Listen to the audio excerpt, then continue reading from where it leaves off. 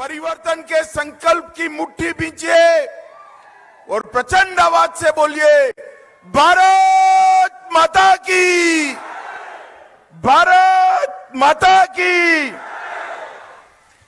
आज मेरे साथ यहां पर उपस्थित राज्यसभा के सांसद और हमारे ओबीसी मोर्चे के अध्यक्ष डॉक्टर के लक्ष्मण जी, हमारी राष्ट्रीय उपाध्यक्ष श्रीमती डी के अरुणा जी, हमारे जिला अध्यक्ष भाई एस रामचंद्र रेड्डी जी, श्री जी वेंकटेश्वर रेड्डी जी, श्री डी के सिग्ना रेड्डी जी, श्री अप्सरा बसा जी, और आज इस कार्यक्रम में आए हुए प्यारे भाइयों बहनों माताओं और मेरे जिगर के टुकड़े जैसे युवा मित्रों, आप सभी को नमस्कार। आज मेरा सौभाग्य है कि जहां महाशक्ति की पीठों में से एक जोगुलंबस्वेरी शक्तिपीठ है, वो शक्तिपीठ को मैं प्रणाम कर कर मेरी बात की शुरुआत करता हूं। मैं बीजपल्ली, आग्नेय स्वामी, हनुमान मंदिर और महारानी आदि लक्ष्मी देवम्मा को प्रणाम कर कर मेरी बात की शुरुआत करता हूं।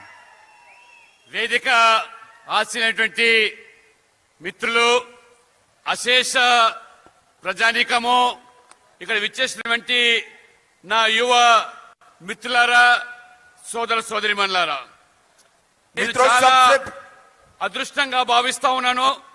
ఈరోజు శక్తిపీఠమైనటువంటి జోగులాంబేశ్వరి దేవి, బీచ్పల్లి ఆగ్నేయ స్వామి, హనుమాన్ దేవాలయం మీ మధ్యలోకి రావడం చాలా నేను అదృష్టంగా భావిస్తా ఉన్నాను. మిత్రులు, ఇవాళ శక్తిపీఠమైనటువంటి జోగులాంబేశ్వరి దేవి ఈ యొక్క ఆలయం అభివృద్ధి కోసము నరేంద్ర మోడీ ప్రభుత్వము 70 కోట్లు అభివృద్ధి కోసం కేటాయించింది. मित्रों, केसीआर ने 100 करोड़ रुपया देने की घोषणा की, मगर सिर्फ 20 करोड़ खर्च किया, बाकी का 80 करोड़ आप भाजपा सरकार बना लीजिए।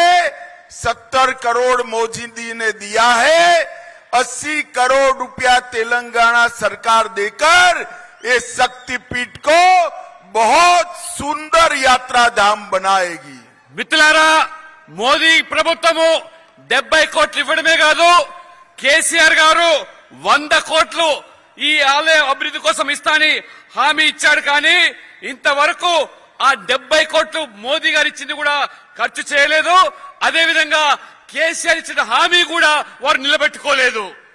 मित्रों, आने वाला चुनाव तेलंगाना का 5 साल के लिए भविष्य निर्धारित करने वाला है। आने वाले 5 साल में मोदी जी के नेतृत्व में डबल इंजन सरकार का विकास चाहिए या केसीआर के झूठे वादे चाहिए, ये तय करना है। మిత్రులారా, జరగబోయే ఎన్నికలు తెలంగాణ రాష్ట్ర ప్రజల భవిష్యత్తు నిర్ధారించేటువంటి ఎన్నికలు. రాబో 5 సంవత్సరాల్లో మోదీ గారి మద్దతుతో ఈ యొక్క డబుల్ ఇంజన్ సర్కార్ కనుక ఏర్పడినట్టయితే మొత్తం తెలంగాణ సమగ్ర అభివృద్ధికి దోహదపడుతున్నది. मित्रों, विशेष कर युवा मित्रों, मैं आपको एक बात कहना चाहता हूं। लक्ष्मण जी, మిత్రులారా, యువ సోదరులారా, మీకొకటి ముఖ్యమైనటువంటి యువతకు ఒక విషయం చెప్పదలుచుకున్నాను. अब बीआरएस को वीआरएस देने का टाइम आ गया है, रिटायर्ड करने का टाइम आ गया है। ఇప్పుడు బీఆర్ఎస్ కు సమయం అయిపోయింది, వీఆర్ఎస్ వచ్చేటువంటి టైం వచ్చేసింది.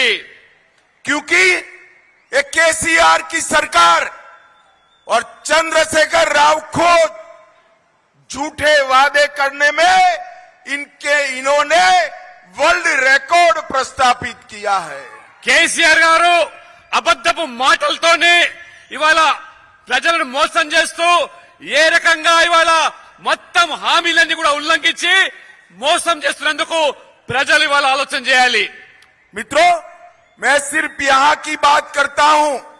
गुर्रम गुंडा पुल पूरा करने का वादा किया था, जो नहीं हुआ। మిత్రులారా, చేసిన హామీలు అబద్ధాలు ఏ రకంగా ఉన్నాయంటే గుర్రం గడ్డ వంతెనను 2 ఏళ్లలో పూర్తి చేస్తామని చెప్పి కేసీఆర్ మోసం చేశాడు। गट्टू लिफ्ट इरिगेशन योजना पूरी नहीं की। గట్టు ఇరిగేషన్ ప్రాజెక్టును కూడా రామాపురం గ్రామానికి ఇస్తాని అది కూడా చేయలేదు। पलामुरु, रंगारेड्डी और जुरालाल की सिंचाई योजनाएं पूरी नहीं की। పాలమూరు రంగారెడ్డి జూరాల ప్రాజెక్టు గట్టుల సాగునీరు నెట్టపాడు రిజర్వాయర్ నిర్మిస్తానని చెప్పి హామీ ఇచ్చి హామీని నిలబెట్టుకోలేదు కేసీఆర్। गढ़वाल में मेडिकल कॉलेज 300 बिस्तरों वाला देना था, वो वादा भी पूरा नहीं किया है। గద్వాల్లో 300 బెడ్ల ఆసుపత్రి నిర్మాణం చేస్తామన్నారు, అది కూడా చేయలేదు కేసీఆర్। कृष्णा नदी पर गढ़वाल से बीरेली तक पुल बनाना था, वो भी नहीं बनाया है। కృష్ణా నది మీద బ్రిడ్జ్ నిర్మాణం చేస్తానన్నాడు, ఆ వంతెన కూడా నిర్మాణం చేయలేదు కేసీఆర్ గారు। गढ़वाल में 500 डबल बेडरूम वाले घर गरीबों को देने थे, वो भी नहीं दिए हैं। 500 డబుల్ బెడ్రూమ్ ఈ గద్వాల్ పేద ప్రజలకు ఇస్తాడు, అది కూడా నిర్మించలేదు కేసీఆర్। गढ़वाल में हथकरघा बुनकर पार्क बनाना था, सिर्फ उद्घाटन किया, पार्क नहीं बना। గద్వాల్లో చేనేత కార్మికుల కోసం హ్యాండ్లూమ్ వీవర్స్ పార్క్ ప్రారంభిస్తామని చెప్పారు, అది కూడా నిర్మాణ పనులు ఇంతవరకు ప్రారంభం కాలేదు। और किसानों को भी उन्होंने कोई अधिकार नहीं दिया है। రైతులు కూడా కనీసమైనటువంటి వారికి హక్కులు ఇవ్వలేదు, అధికారాలు కూడా ఇవ్వలేదు। और अभी मेरे वाल्मीकि समाज के लोग चिल्ला रहे थे, मैं आपको बताता हूं, आपकी सिफारिश भी इन्होंने केंद्र सरकार के पास नहीं भेजी है। यहां कमल फूल की सरकार बनाइए, हम इस पर जरूर विचार करेंगे। వాల్మీకి బోయ సమాజం పెద్ద సంఖ్యలో వచ్చారు, మీరు నినాదాలు ఇస్తున్నారు, తప్పకుండా మీ న్యాయమైన కోరికను కేంద్ర ప్రభుత్వం పరిశీలిస్తుంది। మీరు ఇక్కడ బీజేపీని గెలిపించండి, కమలం వికసించేయండి, తప్పకుండా మీకు న్యాయం చేస్తాము। भाइयों और बहनों, मोदी जी ने घोषणा की है कि तेलंगाना का अगला सीएम बैकवर्ड क्लास से होगा। बैकवर्ड क्लास को हम तेलंगाना का पहला बैकवर्ड मुख्यमंत्री देने का वादा करते हैं। మిత్రులారా, ప్రధానమంత్రి నరేంద్ర మోడీ గారు ఇటీవల ప్రకటించారు, బీజేపీని తెలంగాణలో అధికారం తీసుకొస్తే బీసీ సీఎం చేస్తామని। మొట్టమొదటి తెలంగాణ సీఎం బీసీ చేయాలంటే బీజేపీని గెలిపించాలి। तेलंगाना में 52% ओबीसी है, 135 बैकवर्ड कास्ट की जातियां हैं, मगर मुख्यमंत्री नहीं दिया। हम वादा करते हैं, आप कमल फूल की सरकार बनाओ, हमारा मुख्यमंत्री बैकवर्ड क्लास से होगा। 52% బీసీ జనాభా తెలంగాణలో ఉన్నది, 135 బీసీ కులాలున్నాయి, కానీ రాష్ట్రానికి ఇప్పటి వరకు 16 మంది ముఖ్యమంత్రులు అయినారు, ఆంధ్రప్రదేశ్ నుంచి తెలంగాణ వరకు, కానీ ఎవ్వరు కూడా బీసీని ముఖ్యమంత్రి చేయలేదు। మీరు బీజేపీని గెలిపేయండి, మొదటిసారిగా బీసీ ముఖ్యమంత్రి భారతీయ జనతా పార్టీ చేస్తుంది। इन्होंने बैकवर्ड कास्ट को टिकट देने में भी अन्याय किया। कांग्रेस पार्टी ने भी बैकवर्ड क्लास को टिकट देने में अन्याय किया। भारतीय जनता पार्टी ने तीनों पार्टियों में सबसे ज्यादा टिकट बैकवर्ड क्लास को देने का काम भारतीय जनता पार्टी ने किया। ఈ అసెంబ్లీ ఎన్నికల్లో కాంగ్రెస్ పార్టీ గాని బీఆర్ఎస్ పార్టీ గాని బీసీలకు అనుకున్న మేరకు సీట్లు ఇవ్వలేదు, కానీ బీజేపీ ఈ రెండు పార్టీలకు కూడా అత్యధికంగా బీసీలకు సీట్ ఇచ్చింది కాబట్టి మీరందరూ కూడా ఈసారి బీజేపీని గెలిపించి బీసీ సీఎం చేయాలి. मित्रों, केसीआर ने बैकवर्ड क्लास के लिए बजट में 3300 करोड़ रुपया 3300 करोड़ रुपया आवंटित किया, परंतु खर्चा सिर्फ 77 करोड़ किया. ये इनका छलावा है. बैकवर्ड क्लास के साथ धोखा है. మిత్రులారా, కేసీఆర్ గారు అత్యంత వెనుకబడ్డ సామాజిక వర్గాలు ఎంబీసీలకు బడ్జెట్ లో మాత్రం 3,300 కోట్ల రూపాయలు కేటాయించాడు. కానీ ఖర్చు పెట్టింది మాత్రము కేవలం 77 కోట్లు మాత్రమే. ఏ రకంగా బీసీలను ఈ కేసీఆర్ ప్రభుత్వం మోసం చేసిందో, దగా చేసిందో ఒక్కసారి మీరందరూ కూడా ఆలోచన చేయండి. मोदी जी के मंत्रिमंडल में 27 मंत्री बैकवर्ड क्लास के हैं और मोदी जी के रूप में भारत को पहला बैकवर्ड प्रधानमंत्री देने का काम भारतीय जनता पार्टी ने किया है. మోదీ గారి నేతృత్వంలో ఉన్నటువంటి కేంద్ర ప్రభుత్వంలో మొదటిసారిగా 27 మంది ఓబీసీ కేంద్రంలో మంత్రులు చేసి వాళ్ళ గౌరవాన్ని పెంచితే, మొదటిసారిగా భారతీయ జనతా పార్టీ అత్యంత వెనుకబడ్డ సామాజిక వర్గానికి సంబంధించినటువంటి మోదీ గారిని ఈ దేశానికి ప్రధానమంత్రి చేసింది భారతీయ జనతా పార్టీ. मोदी जी ने ओबीसी कमीशन को संवैधानिक मान्यता देने का काम किया और ओबीसी की सूची में अमेंडमेंट करने का अधिकार राज्य सरकारों को दिया.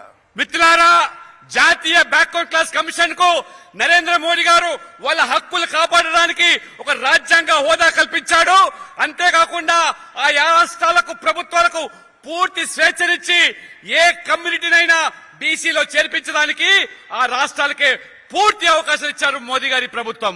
All India quota scheme medical की, इसमें 27% रिजर्वेशन मोदी जी ने देने का काम किया.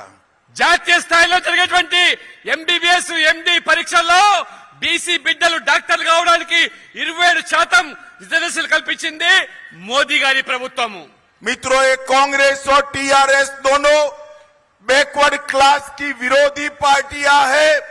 बैकवर्ड क्लास का भला केवल और केवल नरेंद्र मोदी जी और भारतीय जनता पार्टी कर सकते हैं. మిత్రులారా, ఈ కాంగ్రెస్ పార్టీ, ఈ బీఆర్ఎస్ పార్టీ, ఈ రెండు పార్టీలు కూడా బీసీ వ్యతిరేకులు, బీసీ విరోధులు. ఖచ్చితంగా బీసీలకు న్యాయం జరిగేదంటే అది భారతీయ జనతా పార్టీ మాత్రమే. నరేంద్ర మోడీ గారి నాయకత్వంలో ఉన్నటువంటి ఈ ప్రభుత్వంలోనే బీసీలకు న్యాయం జరుగుతుంది. केसीआर ने सबसे बड़ा किसी का नुकसान किया है तो तेलंगाना के युवाओं का किया है. కేసీఆర్ గారు ఎవరైనా దగా చేసి మోసం చేసినంటే తెలంగాణలో యొక్క యువకులను మోసం చేశాడు. 7 साल में टीएसपीएससी की 6 कैटेगरी की परीक्षाओं में 16 बार पेपर लीक हुआ. ఈ ప్రభుత్వము యువకుల భవిష్యత్తుకు సంబంధించి కొలువుల నింపే దాంట్లో పబ్లిక్ సర్వీస్ కమిషన్ 6 కేటగిరీలకు నోటిఫికేషన్ ఇస్తే పేపర్ లీకేజీల పేరు మీద వాళ్ళ జీవితాలన్నీ కూడా బుగ్గుపాలు చేశాడు ఈ కేసీఆర్ గారు. रिक्रूटमेंट में भ्रष्टाचार के कारण प्रवल्लिका और रहमत जैसे युवाओं ने आत्महत्या करनी पड़ी है. ఇవాళ ఈ పేపర్ లీకేజీల వల్ల ప్రవళికనే అమ్మాయి, మిగతా ఒక అబ్బాయి ఏ రకంగా ఆత్మహత్య చేసుకుని తల్లిదండ్రులకు భారంగా మారుతామని చెప్పి ఇది ప్రభుత్వం చేసిన హత్య, ఇది ఆత్మహత్యలు కాదు. ఇది हमने तय किया है कि भारतीय जनता पार्टी की सरकार बनेगी तो 5 साल में ट्रांसपेरेंट तरीके से 2.5 लाख 2.5 लाख युवाओं को सरकारी नौकरी देने का काम भारतीय जनता पार्टी करेगी. యువకులారా, మీరు భారతీయ జనతా పార్టీకి అవకాశం కనుక ఇచ్చినట్టయితే భారతీయ జనతా పార్టీ ప్రభుత్వం ఏర్పడితే 5 సంవత్సరాలే 2.5 లక్షల ప్రభుత్వ ఉద్యోగాలు నిర్దిష్ట సమయంలో ఆ ప్రభుత్వ కొలువులని కూడా భర్తీ చేస్తామని చెప్పి నేను హామీ ఇస్తా ఉన్నాను. मित्रों, तेलंगाना राज्य, इसका संघर्ष तेलंगाना की जनता कैसे भूल सकती. सरदार पटेल ने तेलंगाना को निजाम के शासन से स्वतंत्र कराया और केसीआर को ओवैसी के कारण हैदराबाद विमोचन दिन मनाने में शर्म आ रही है। मैं आज घोषणा करता हूं, भारतीय जनता पार्टी की सरकार बनी तो हम हर साल हैदराबाद विमोचन दिन को राज्य का उत्सव मानकर मनाने का काम करेंगे।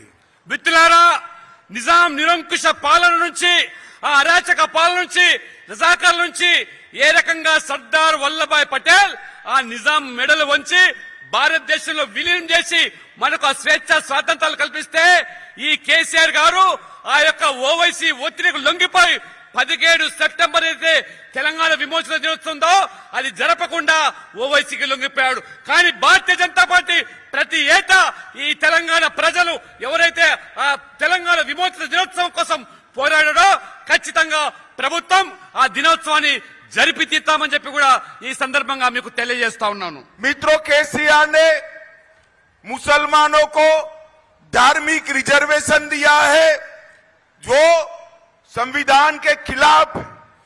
भारतीय जनता पार्टी ने तय किया है, आप भाजपा सरकार बना दो, धार्मिक रिजर्वेशन को खत्म कर हम ओबीसी और एसटी का रिजर्वेशन बढ़ाने का काम करेंगे। ओबीसी और एसटी का रिजर्वेशन बढ़ाएं। మిత్రులారా, ఈ కేసీఆర్ ప్రభుత్వం ఓటు బ్యాంక్ రాజకీయాల కోసం రాజ్యాంగ విరుద్ధమైనటువంటి ముస్లింల కోసం మతపరమైన రిజర్వేషన్లు ఏదైతే కల్పిస్తా ఉన్నదో దానిని భారతీయ జనతా పార్టీ రద్దు చేసి ఆ 4% అయితే రిజర్వేషన్ ఉందో అది ఓబీసీలకు ఎస్టీలకు ఆ రిజర్వేషన్ పెంచి ఆ వర్గాలకు మేము న్యాయం చేస్తాము.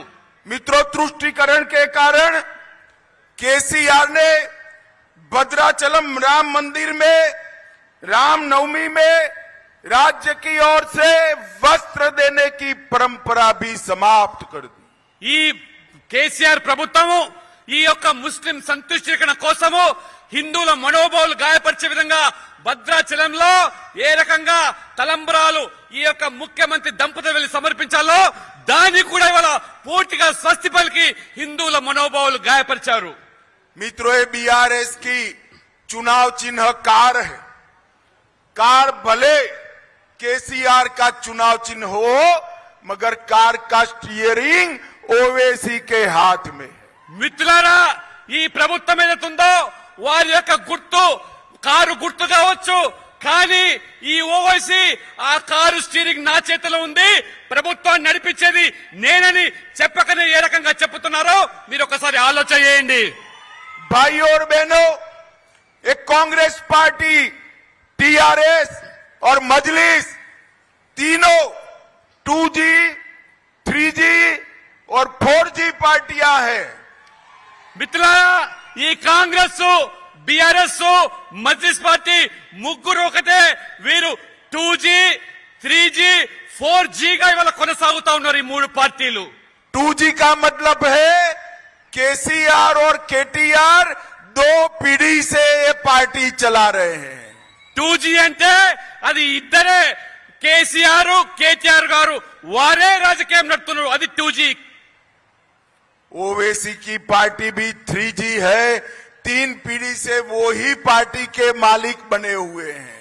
3G అంటే ఈ ఓవైసీ 3 తరాలుగా తాత తండ్రి కొడుకులు ఏ రకంగా రాజకీయాలు చేస్తున్నదో అందుకని అది 3G పార్టీ.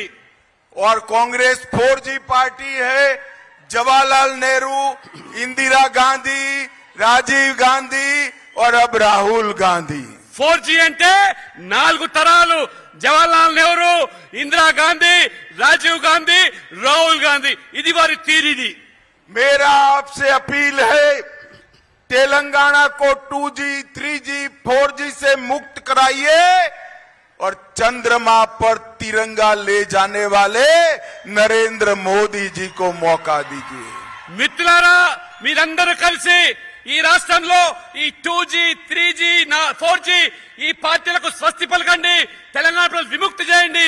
ఏ రకంగా చంద్రయాన్ 3ని ఇవాళ విజయవంతంగా ఇవాళ తీసుకెళ్లారో ఆ నరేంద్ర మోడీ ప్రభుత్వానికి మరొకసారి మీరు అవకాశం ఇవ్వండి.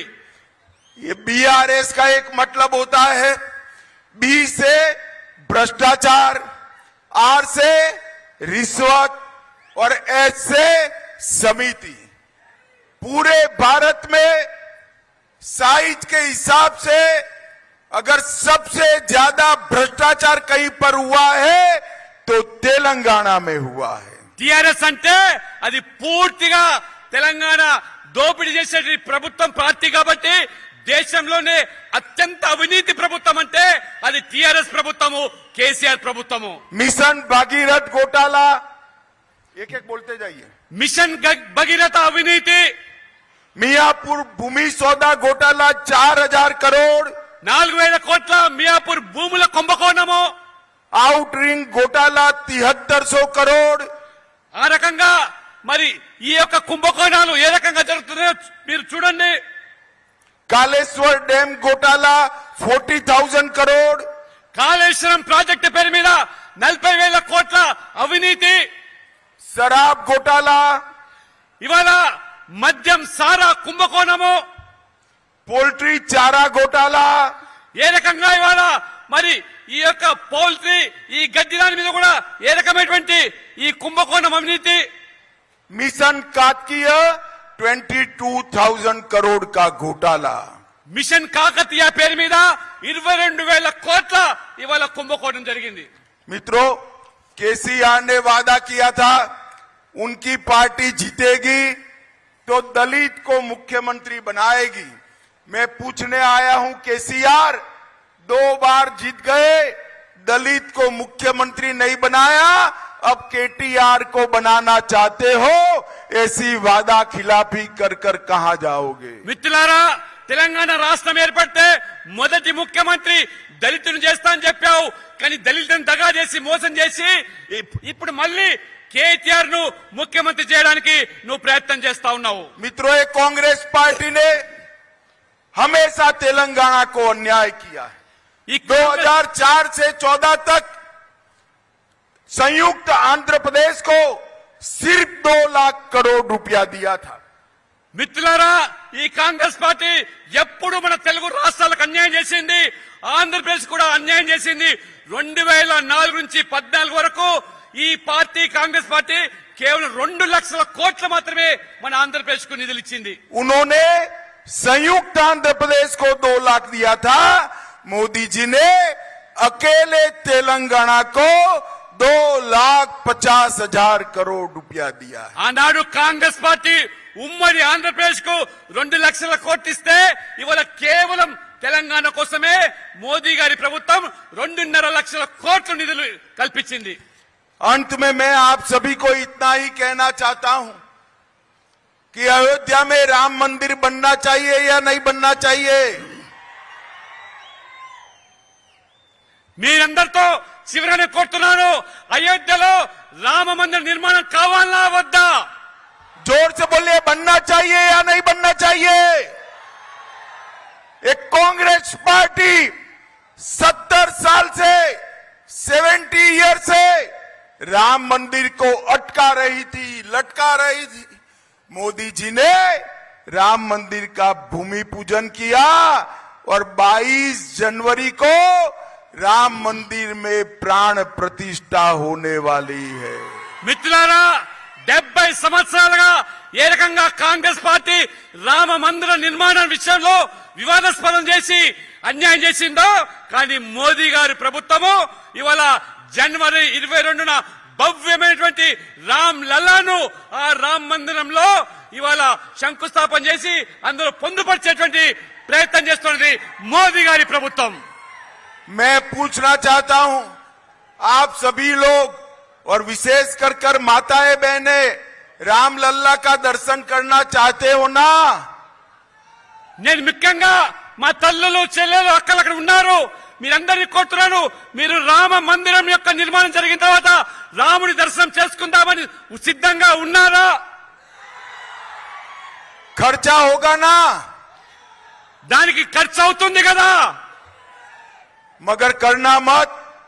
कमल फूल की सरकार बना दो, भाजपा तेलंगाना सरकार सभी को बारी बारी अयोध्या राम मंदिर का दर्शन फ्री ऑफ कॉस्ट कराएगी। మీరు రామ మందిరం రాముడి దర్శనాని కోసము ఒక్క రూపాయి ఖర్చు పెట్టాల్సిన అవసరం లేదు. మీరు ఇక్కడ బీజేపీని గెలిపించండి, బీజేపీ ప్రభుత్వం ఏర్పాటు చేయండి. ఉచితంగా మీ అందరి కూడా రాముడి దర్శనాన్ని భారతీయ జనతా పార్టీ చేపిస్తుందని చెప్పి కూడా నేను సందర్భంగా స్పష్టం చేస్తా ఉన్నాను. मित्रों, आप मुझे बताओ, भारतीय जनता पार्टी को जिताओगे? మీరు గెలిపిస్తారా బీజేపీని? చెప్పండి. कमल फूल पर बटन दबाओगे?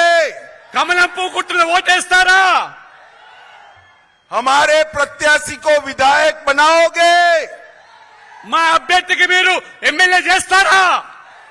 जोर से बोलो, बनाओगे? గట్టిగా చెప్పండి, చేస్తారా? तो मेरे साथ दोनों हाथ उठाओ, उठाइए दोनों हाथ, विजय के संकल्प की मुट्ठी भींचे और प्रचंड आवाज से बोलिए, भारत माता की, भारत माता की जय, भारत माता की जय, वंदे मातरम, वंदे वंदे। मातरम। बहुत बहुत धन्यवाद।